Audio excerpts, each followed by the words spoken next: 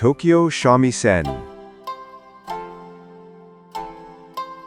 The ancestor of the Japanese shamisen is a Chinese three-stringed instrument known as the sanxian.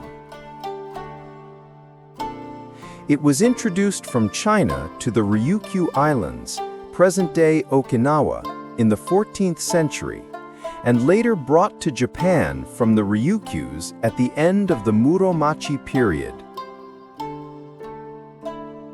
The shamisen soon replaced the ancient Japanese biwa as the primary stringed instrument. During the Edo period, shamisen production flourished alongside the rise of traditional Japanese music forms such as Nagauta and Joruri.